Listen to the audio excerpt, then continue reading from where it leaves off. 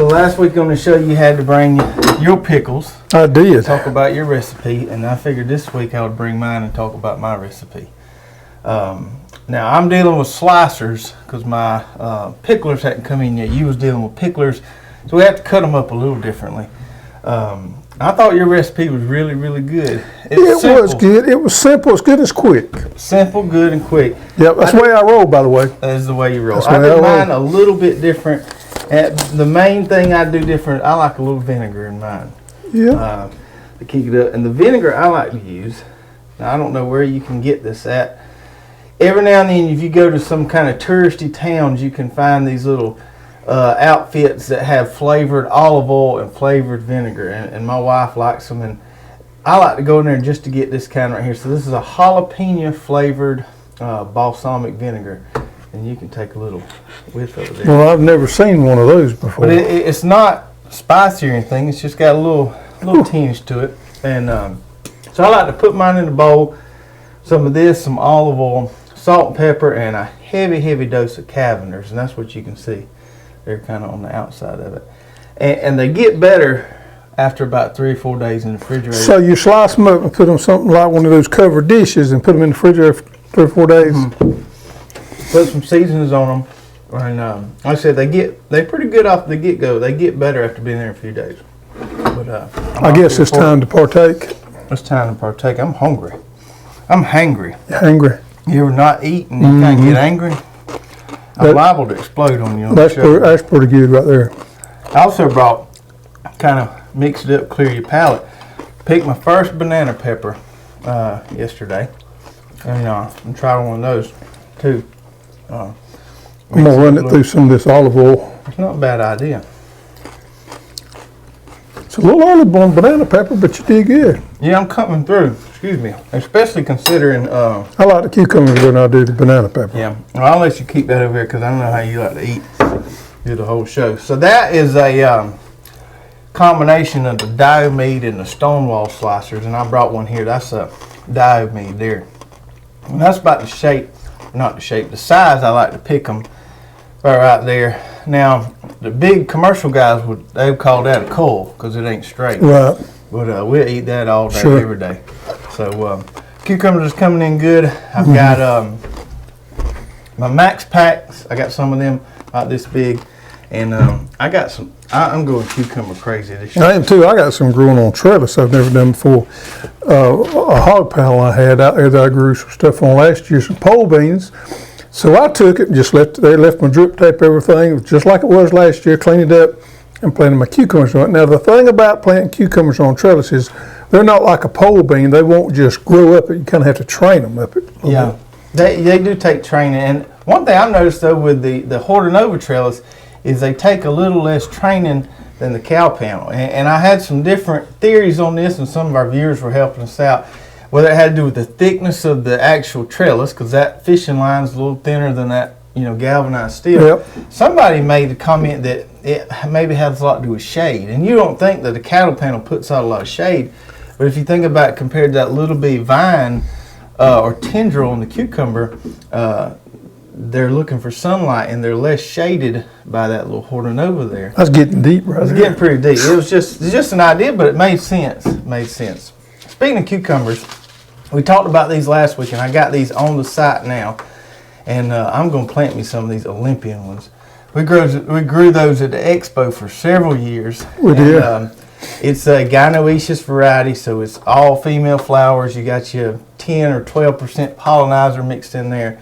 A real good, nice slicer, right up there with that diomede and stonewall. And then for those of you who do have some pollination issues, or you just want a real productive cucumber, this Mercury right here is gynoecious and parthenocarpic. Big word. Today's big word, Dan. Today's big word, and which means it doesn't require a pollinator. So it's all female flowers. All the flowers going to make a cucumber, and as a result, it has a smaller seed cavity. So there's some people out there that don't care for the seeds in the cucumber. You mean to tell me that cucumber don't need a pollinator? It doesn't. Well, I've never heard that. That's new to me. So if they call these, there's a name for it, and I'm not sure how to pronounce it. It's BEIT alpha. I don't know if it's Bayet alpha, but it's a certain type of cucumber that doesn't require a pollinator, and this one's gynoecious as well. So for the home gardener, let me back that up. For the urban gardener, that's catch me out. That would be it right there. Yep. Okay, what else we got going on here? Well, we might as well introduce ourselves. Heck yeah. Hello, everybody, and welcome to the Row by Row Garden Show. I'm Travis. I'm Greg. And we're excited to have you with us tonight. If this is your first time joining us, this is our weekly father and son garden talk show where we talk a little shop. We have a main segment and we answer some viewer questions. And we eat a little bit too. And we always like to eat on the show. I'm sorry if that bothers any of y'all. But we hungry around here. I'm going to try to keep the crunching to a minimum if I can. Some people complain about the crunching. I'm going to try to keep it down. You're a cruncher. I'm a cruncher. You're a little bit of a noisy eater. I am, but I'm going to do a bit better. I'm going to bring it down a notch. Gotcha. Anyway, so if it's your first time joining us, go ahead and hit that subscribe button below. Hit that bell button so you get notified every time we come out with a new video. We do this every Thursday night at 8 o'clock. I have something else here that I kind of had to have a little moment out in my garden for these guys right here. I hate to see them go. Now that is what you call getting your money's worth out of a collard plant right there. And I always say this is the most... Now, a lot of you famous market farmers out there, they like to grow them premium greens and stuff, which are good. But to me, this is the most profitable crop a small-scale market farmer can grow. You got one plant here. One plant is going to occupy 1 square foot of space, roughly. And depending on what market you live in, you can get, for good organic or naturally grown collards, you can get about $5 for a bunch of collards. Now, if you look along this stalk here, this thing has been harvested probably anywhere from 6 to 8 times. Do the math on that. That's $30 to $40 worth of collards off per plant. Per square foot. Yeah, and at $4 or $5 for 100 seeds, you come out all right on that. Yep. And now I didn't fertilize these things with hardly anything. I tilled in some pretty hot chicken manure compost when I planted them, and just kind of let them ride from there. I have had a little bug issue there on the tail end here, you can see, but I ain't really had to spray them a lot, and I just can't get over how much food you can get off a little spot with these. I say we toast that big old stalk of collards with a slice of pickle. Good idea. You could use that as a flag right there. Oh, you could whoop somebody with that. They get a pretty good whooping with that. Yep. Anyway, what I was saying about my collards is I'm going to plant me another round of sweet corn. I'm going to plant me a plot of that temperature sweet corn. And I got a few of them still sitting out there. Some of them bolted, but I got, 12 or 15 that look like that. And I hate to cut them down, but it's time to move on. I always say about a good pair of shoes, I got my money's worth out of them. And time to move on. Let's see what else I got here. I got some more new stuff here, if you don't mind. No, hit yourself. New stuff we just put on site. Gourd, we talked about gourd a few weeks ago. Did you plant you some gourd? I did, and I got a little update on them gourds. They do not lie or do not germinate well in cool weather. We have had excuse me here. There we go. We have had an extremely cool May. Yep. Temperatures are way below normal, and I've noticed that my gourds are a lot slower to germinate. I never gave up on them, but they're starting to pop through the greenhouse. I did plant them 2 weeks ago, and I've still got them germinate coming up. 2 weeks in the greenhouse. They ain't liking them cool nights. They don't like these cool nights. And my okra is struggling just a little bit. It's just one of them weird years for us. But I mean, I get up every morning thinking, man, I should have put a long sleeve shirt on. But it has been cool here in South Georgia. Well, for some crops, it's been really good. I mean, I think we're going to have the best tomato crop we've ever had. Real quick about tomatoes before I get into these. We were talking about how the brickyard and maybe the summer pick, the plants look a little bigger, a little more vigorous. But I was looking at mine the other day. I ran my 3rd line of Florida weed. But I believe my Bella Rosa's got more blooms on them. Now, what the reason behind that is, I don't know, because they've all been treated the same, but we'll just have to see. And we are growing tomatoes, not tomato plants. That's right, that's right. But I have learned my lesson from you, though. You need your nice, big, healthy plant, though. Yes, you do. Got to tote the load. You got to have a good, strong back, tote the load. That's right, that's right. Might need to write that down somewhere. I didn't bring a pen, but I'll catch you on the recording. We was talking about gourds. So we got 2 here, 2 new ones. This one here is called Goblin Eggs. Check that out right there. So these make it's like a 2 to 3 inch size diameter, little egg-shaped gourd. And then this one here, which is real pretty, this Pear Bicolor gourd, which is a pear-shaped one. So we got those on the site. Those would be great for some fall decorating with the kids. And Crafts. Or you reckon that Bicolor gourd's big enough for a birdhouse? This pear one, no, it's the shape of a pear now. Oh, it's showing up small. Okay. Yeah, that's your picture's just real zoomed in. Okay. It's shaped. It's for a small bird. Now, if you want the bird, we got that birdhouse bottle Yeah. gourd, which is the one to go to. And then I talked about these last week. The 2 new round 8-ball type squash. We got the 1-ball, which is the yellow one. We got the cue ball, which is kind of the light green one. We also got the 8-ball, which is the dark green. And then this variety of summer squash, which I'm subject to plant some of these. This is a kind of slender straight neck called slick pick, and it's supposed to be really, really, really productive. It's a real kind of concentrated. So maybe it's kind of a combination between a regular crook neck or a regular squash. I'm going to say crook neck and the zucchini. I don't know that it's crossed with the zucchini, but no, but I mean similar. It looks similar. The shape of it. Yeah. It ain't quite as, the yellow zucchinis we have are more kind of golden yellow. This is more of a light yellow, like a traditional squash. Little update on the stock of things. Can you give everybody an update on the fertilizer? Hey, what time I eat a pickle? Yes, I can. We have run out of a lot of stuff, and especially fertilizers. Fertilizers have been going a lot. And we've been out pretty much on some stuff for up to 2 weeks now. The truck has made it. It's here. It's here? We got plenty of it in, and yep. So go there and place your order and get your fertilizer. I'm assuming that we're going to be able to continue to get plenty of stock. I don't know that, but I'm assuming that. So we've been ordering more than we've ever ordered just to try to keep it in. So order what you want, what you think you're going to need. Go ahead and get it and stockpile it. It ain't going to go bad on you. Keep it out of the weather. Put it underneath your barn. Make sure it doesn't get wet. Zip that tie up, and it'll be good. Yeah, and for everybody asking on wheel hose, it's just going to be a while. Our some states have opened up, others haven't. Unfortunately, Ohio, which is where our handles are made, is not opened up, and so. Excuse me. Oh, I thought you had. Yeah, I do have something to say. So, I've had some people email us asking us about that. They don't really understand all this. So let me explain it to you just a little bit. The Amish people that live in Holmes County, Ohio, that make our handles, sent me an email when this virus thing first came out. And if you remember correctly, Ohio was one of the first states that was really proactive on the shutting everything down. And they sent me an email and they shut down. They said they're shutting down because they make primary furniture parts. Furniture parts or components are not essential. So they shut down.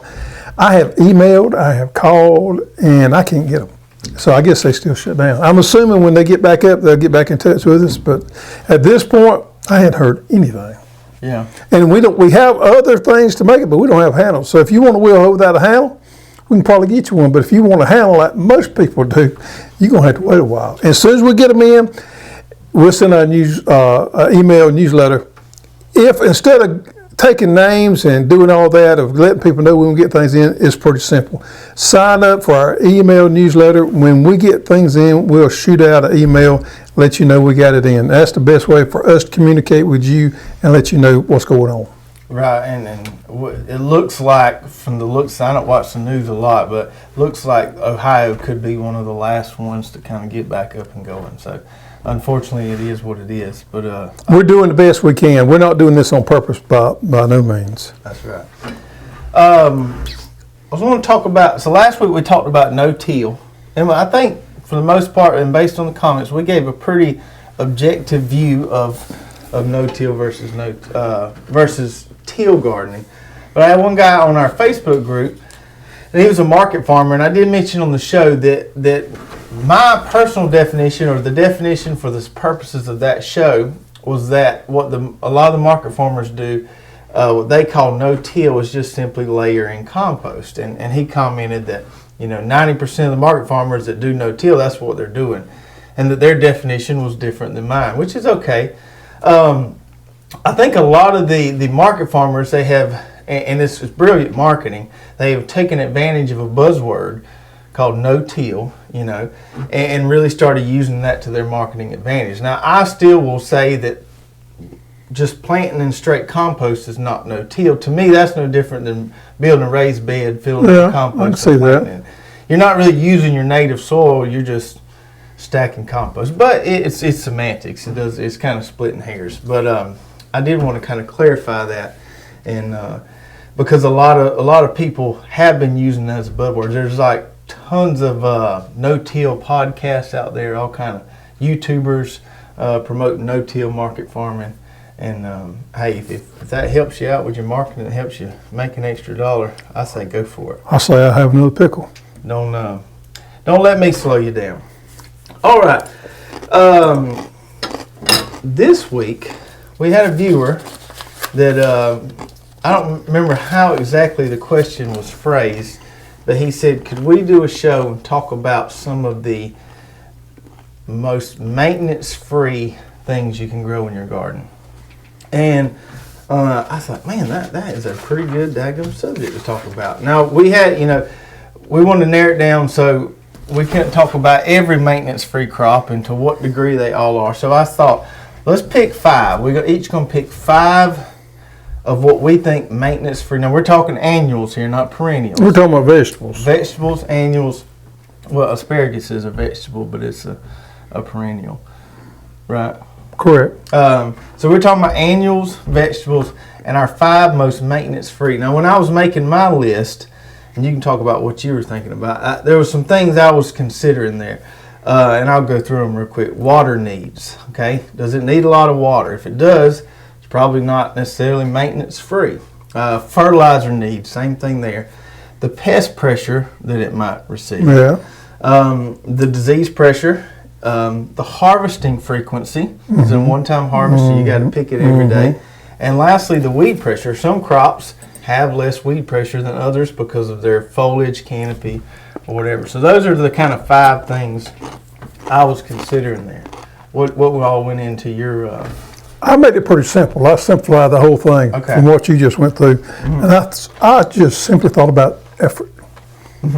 What took the least amount of effort for the biggest reward? Whether it be weeding, whether it be fertilizing, whether it be spraying, any of that, it doesn't matter. I kind of grouped it all together. And what's the biggest reward ratio for what effort I put into it to what I get out of it? Now, this is going to be subjective to different people. Right, because this is based on your personal experience and my personal experience, and it could be different. Not only that, but it's based on what kind of garden we have. Are we on highland? We're on bottomland? We're on clay? We're on sand? We up north? We're down south? A lot of different factors come into play. But it was what works for us. That's right. And so I haven't seen your list. You haven't seen my list. And we're going to go back and forth. And if we have one of the same ones, we'll just skip over one. So let's start with my number 1. My number 1, and I did kind of maybe rank these a little bit from the number 1 most maintenance-free to the other one. So my number 1 is sweet potatoes. I think that is the most maintenance-free crop. At least for what I do. Of all the crops I grow, I don't have to hardly do anything to sweet potatoes. Once, put them slips in the ground when it's hot, and you can just get them things to start going. Give them enough water to get out of the way. Get out of the way, and you don't have to do a whole lot to them. They don't need a lot of water. They don't need a lot of fertilizer. They don't really have any pests around here with them. If they do eat on the leaves, not a big deal. They make a nice ground cover. You don't really have to worry about weeds. Every now and then you'll get a pigweed sneak up through there. Yep. But not a whole lot of weeds. And they grow for a long time. So they're out there in the garden providing that cover for, anywhere from 3 to 4 months sometimes. Some people actually eat the leaves. Some people do eat the leaves. Yep. So was that one on your list? No, it was not. Okay. Well, good. Well, let me tell you what's on my list. Number 1 on my list is Irish potatoes. Irish potatoes. Now, Irish potatoes are easy for me to grow. They always have been. I may have lost 1 crop in the last 25 years. Me too. I mean, is the fact that I got good potato dirt? Maybe, I don't know. But I do a good job of growing potatoes. And once I get them planted and they get started, I normally don't have to water them a lot because it's that time of year when we get plenty of rain. I may have sprayed them once or twice in the last few years, but I normally don't have a problem with the Colorado potato beetle. If I do, I may just have a few. I don't want enough for a spray application. I just don't have to do a whole lot to them. I have to heal them one time. So that's number one on my list. Now, while we're on potatoes, we all love in our garden to be able to share with other people. Mm-hmm. I mean, that's part of the wonderful part about gardening is being able to share what you do with other people. That's right. Now, you may have some people in your family or your neighbors or friends that may not can grow potatoes. If you do, then it's beyond, it should be of you to take part of your harvest and share with somebody that may not have the ability to grow potatoes. And that's what I have done here today. I brought you a few potatoes to share with you. I haven't started scratching. Because I know you have struggled this year with potatoes, so therefore I'm sharing some about it. Yeah. Potatoes are easy for me. Yeah. I haven't dug mine yet, so I don't know what I got, but at least I got something. I appreciate it here. Well, those are red Norlands, by the way. I appreciate you returning the favor. Yes. After all those years of me providing you with carrots. Well, it's what I do. Yeah. So we have to compliment one another like that. My number two, hand me my switch back there. Yeah. My number two is Collards right here, and I kind of went over this earlier. If you can till in some high nitrogen compost or manure and transplant you some collards in there, down here we can grow them 9 months out of the year, at least. I think if you were in that sweet spot up there around Tennessee, you might could grow them about year round. You might. They, believe it or not, they do better in our area than they do anywhere else. We just got the ideal growing spot for collards. It's what we got. Now we got gnats and bugs that they don't have, but we got good collard growing area. So we plant these rascals in October, and these would still keep growing. I could have planted them in probably September. I don't know, it's pretty hot then. But anyway, October through, these would have made it to June probably. So good 8 months out of the year. I don't really have a lot of pests. Now, we see pictures on our row by row group. People have some issues with bugs eating collards, worms and stuff like that. I will tell you one thing, though. If you can get after them bugs one good year and break that cycle, you won't have a whole lot of issues. I talked to my buddy Jason at Cog Hill, and he kind of said the same thing. He got on, was religious about his BT and his spraying one year, and he kind of slacked off after that. So if you can break that cycle, yep, they don't have a lot of issues with it. Another thing too is keep your plants getting healthy. If the plant is not suffering or wanting anything, it's not malnourished or anything like that, if it's good and healthy, it can fight off those diseases and insects better than a plant that's weakened. It's just like the human body is. So number two on my list is something that needs to be grown to be easy. It needs to be grown early in the spring. And I tell everybody that's a beginner gardener out there, the one thing that you should be growing is an early crop of summer squash. They're quick, normally 45 days they can come off, and they normally don't take a whole lot if you plant them early. Now if you plant them late, it's a different story. We're talking about early summer squash, plant them and get in the ground. Just about anybody can grow squash, summer squash. Summer squash is a good one. Yep. Good one. I didn't put that one there because mine at least, I have some pickleworm issues from time to time, and I have to do some fairly frequent treatment and spraying on those. My third one is winter squash. I'm going to switch it up on you. And particularly, I'm a zone in here because there's a lot of options as far as winter squash. Particularly the Cucurbita moschata species. Man, that's heavy right there. Which include the butternut, the Seminole, the Cherokee tan, and the fairytale pumpkin. Now, all these are the ones that are resistant to the squash vine borer. The species is here. Well, we don't have issues with those here, but a lot of people do, and that's why I included that one there. Your butternut, that South Anna butternut, we got the Hoss butternut, the Polaris, your Seminole pumpkin. I think we're out of the Cherokee tan. We'll have more next year. And then the fairytale. All those are going to give you a real good ground cover. Just like those sweet potatoes, you don't have to worry about a lot of weeds. You don't have to worry about that many pests. They're pretty pest resistant, and it's a one-time harvest. Unlike summer squash, you ain't out there picking them every other day. You go out there at the end of season, July or so, when they're done, get your wheelbarrow, load them up, go put them in the shade, ball game. Ball game. Number three for me is cucumbers. Same reasoning behind my squash. You can plant them early. They come off pretty quick, a little bit later than what your squash are. Cucumbers going to run about in the 55, 60 days to maturity range. It's going to be about 10 days. If you plant them at the same time, your squash and your cucumbers at the same time, you're going to be about 10 days behind your squash with the cucumbers. Cucumbers are, man, they're a great return on your investment. You can put them up, make pickles out of them, slicers, eat them raw. You can put all kind of seasoning on them. You can preserve them. And it didn't take a whole lot. It didn't take a whole lot of water. It didn't take a whole lot of effort to grow. So that's the reason the cucumber had to be number 3 for me. And I will say this about cucumbers. They can, and we ain't had a very rainy season, but if you have a rainy season, they can get some mildew and stuff early. But you can, if you feed them right, you can kind of outgrow that and outpace it. And once you get some big, nice, healthy vines, they're a lot more tolerant to any bad stuff. Mm-hmm. My number 4 is the old okra. You know, the one thing with the okra that kind of goes against my list of things to consider is the frequency of harvesting. You got to get out there and cut that okra every other day or every 2 days or so. The flip side of that is there's plenty of reward for what effort you put into it. Plenty of reward. I don't fertilize my okra at all. I've made the mistake in the past, put too much on there and you make all plant, no okra. So I tilled in that compost. I ain't touched it with any fertilizer. It doesn't require very much water. I hit mine with an overhead sprinkler just about once a week. That's it. And pests, I don't have any issues. Some people get some ants on top of the okra, well, but I don't have any. Yeah, there's ants that feeding off aphids. Your biggest pest problem with okra is nematodes. And you can simply manage that with plantings every 2 to 3. Rotate, and maybe 2 or 3 plants come along. And when they start going back on you a little bit, boom, cut them out of the way and let's go to that next field or next plot. Rotate, and then flush it out with a cover crop afterwards. I always flush my okra plantings with a cover crop. Yep. Number 4 for me is bush beans. Bush beans. Bush beans planted early come off quick. They have pretty much no disease, insect pressure. If you get a real rainy season, you may have a little rust on there.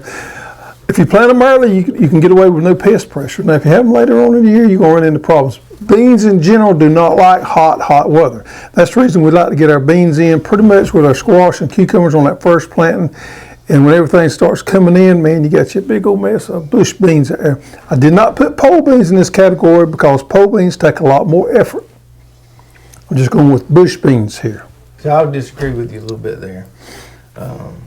Pole beans to me a lot easier to pick. Now I grew a heap of bush. To pick, but then you got to trellis them. You got to have all that in there. I'm talking about actual effort for return on investment. Quick, boom, boom. Now I had one of my wife's friends.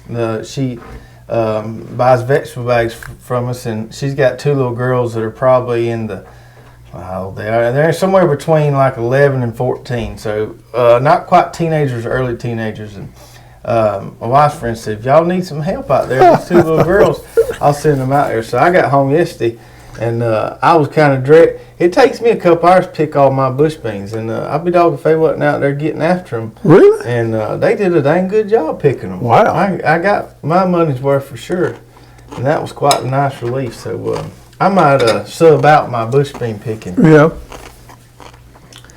My number 5 is, it's going to surprise you a little bit. It's going to throw a little curveball to you.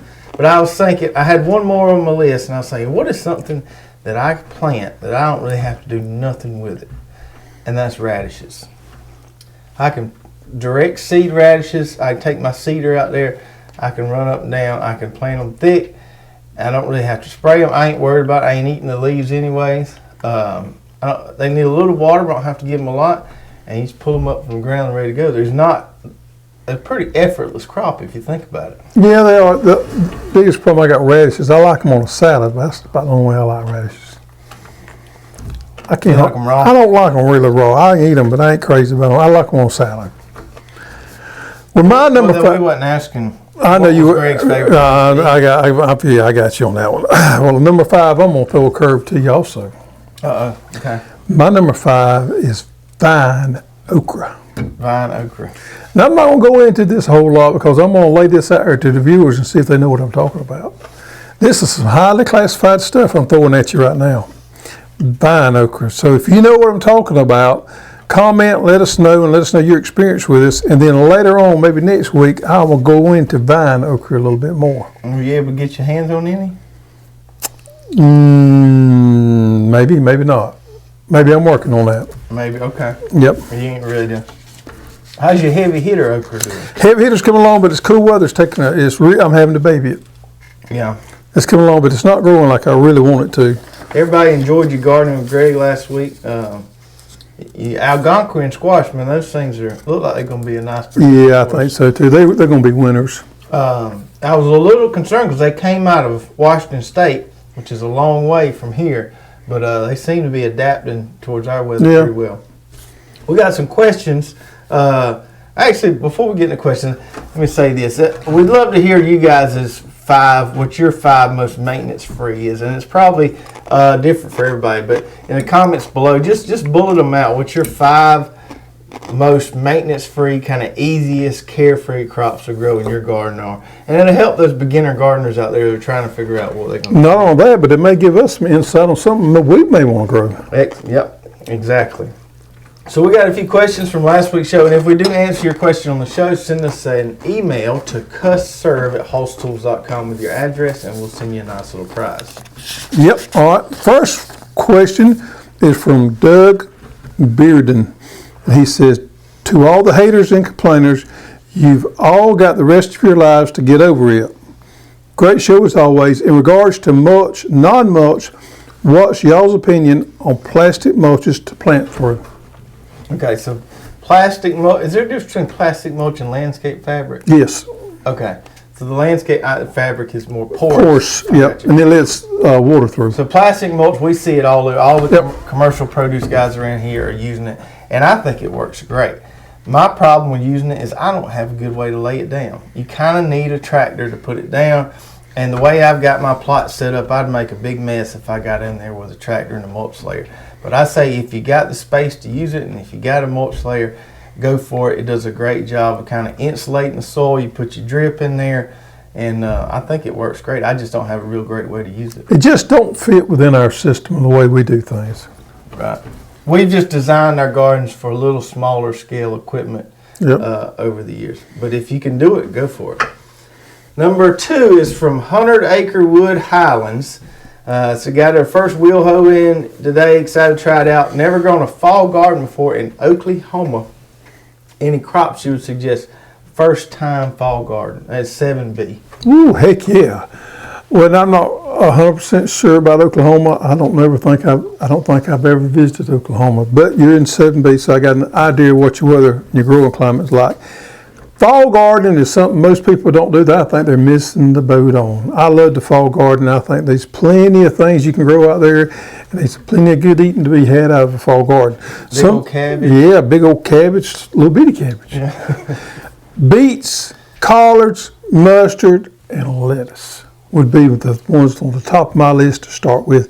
Beets are absolutely wonderful. Now, you may have to tweak them a little bit and find the way you want to prepare them, but then beets, once we started finding the way we like to cook them, roast them with that olive oil or boil them with that chicken broth, man, them things are delicious. Everybody loves salad. Lettuce that's just, you got to grow some lettuce. And there's some great lettuces out there. You know, and then pick what you like as far as greens, whether it be collards, mustards, kohlrabi, any of those greens right there, turnips, whatever you like. Put them in the ground. Make a plan to be growing them. Now here, we can get away with planting them here about end of September, 1st of October, somewhere there.